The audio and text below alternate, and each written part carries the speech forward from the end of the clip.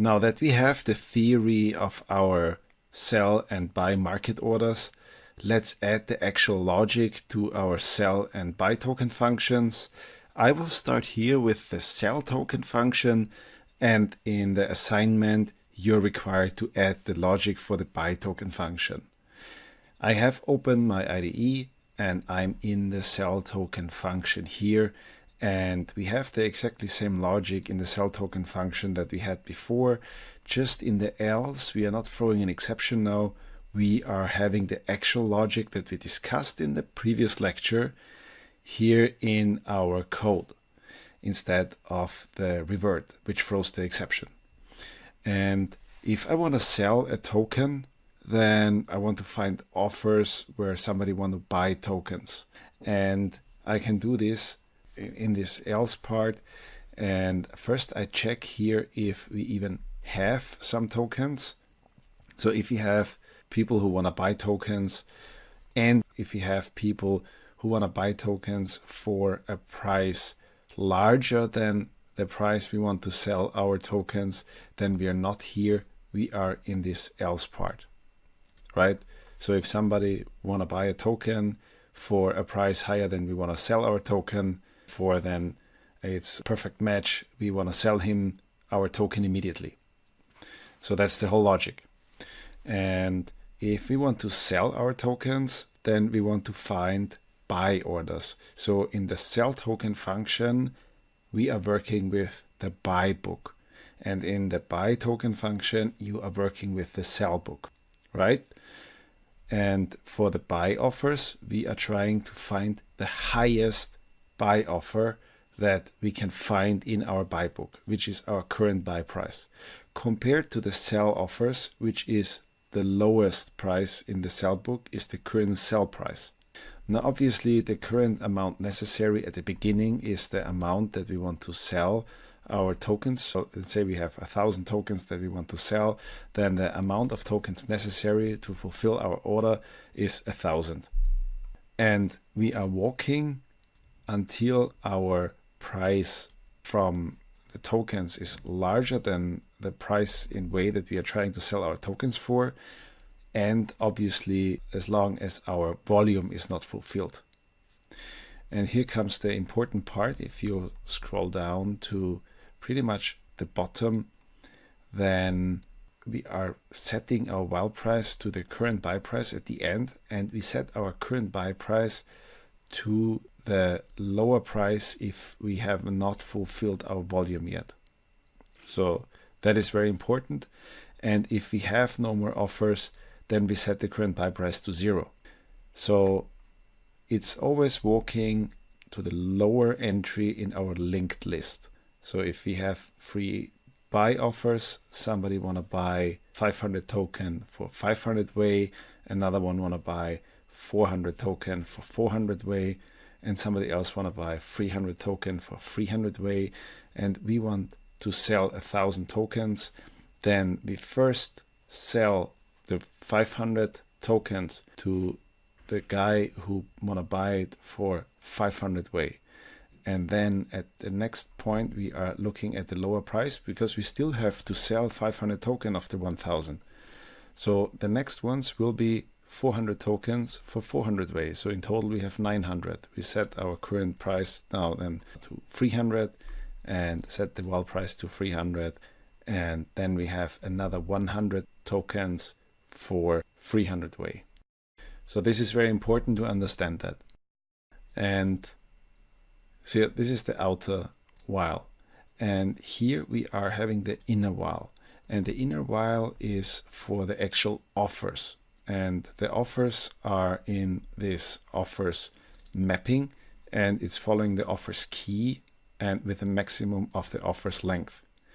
And in this case, we are walking through the offers mapping, one entry by one, until the offers key is the same as the offers length of our mapping. And of course, as long as the amount necessary is larger than 0. So as long as we haven't fulfilled our volume yet. Now, if we actually have a certain amount in our stack, then there's 2 options there. Option 1, the guy who is offering this buys so many tokens that our volume that we try to fulfill is fulfilled, or his offer is partly fulfilled. So let's say we want to sell 500 tokens, but somebody actually want to buy 1000. So we partly fulfill his offer. The other way around, somebody want to buy 500 tokens, but we try to sell 1000. So our offer is partly fulfilled. This is the next difference. And this is the two choices from here. Now, the volume of tokens is the amount in our offers mapping in the buy book. And we can check this very easily. We have a certain volume for a certain price. And if this is smaller or equal than the amount necessary, then obviously we have a total amount of ether that are derived from the volume times the current price. And we have some overflow check just for sanity. So first of all, we have to remove the tokens from our balance.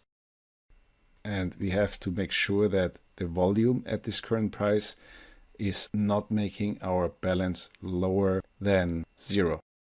Then we have to make sure that if we add the volume to the one who is trying to buy our tokens, that is not overflowing.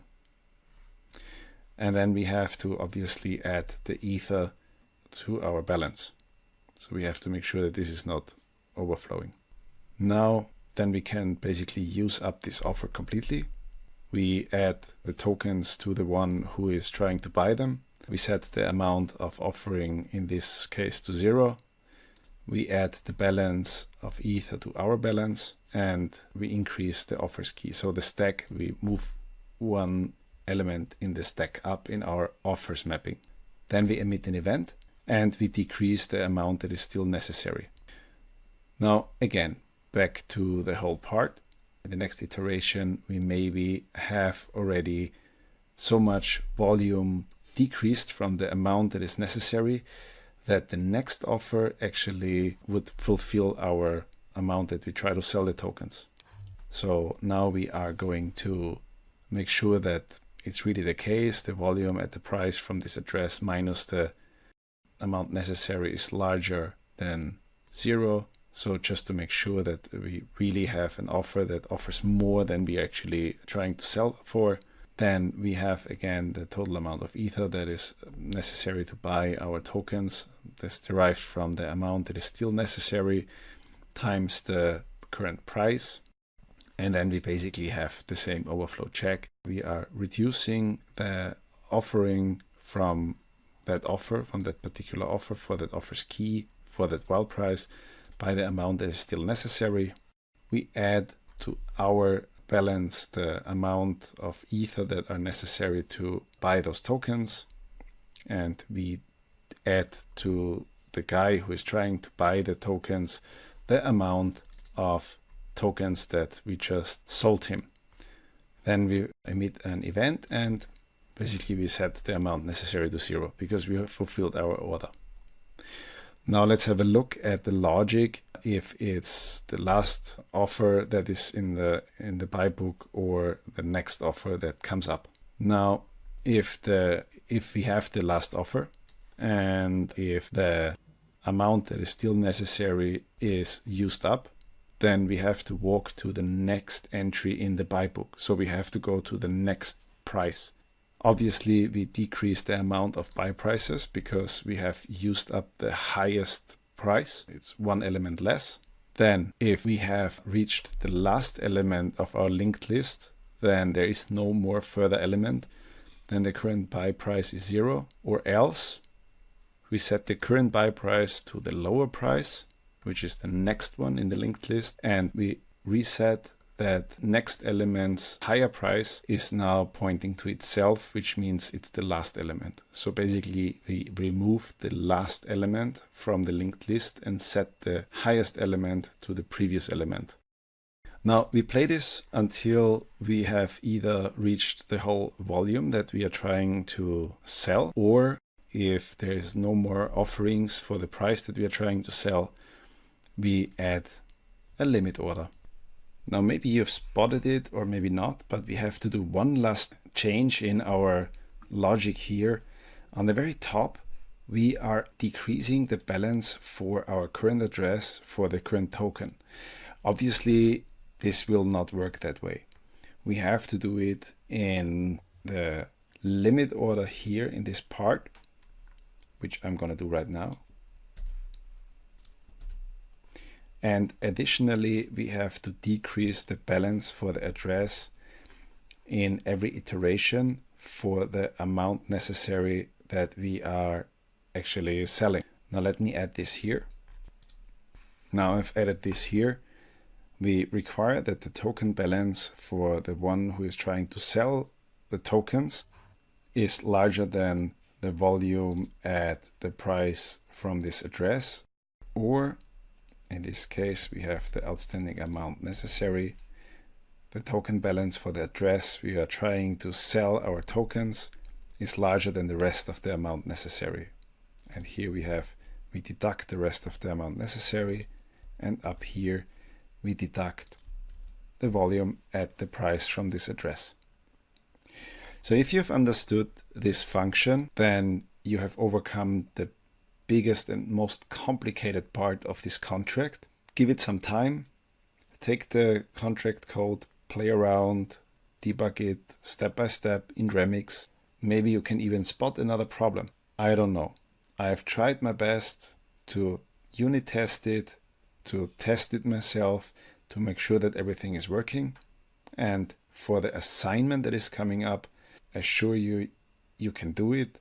Just take some time and familiarize yourself with the logic here. And once you got to the point where it makes sense, it shouldn't be too hard to actually write the same logic just the other way around for the buy token function.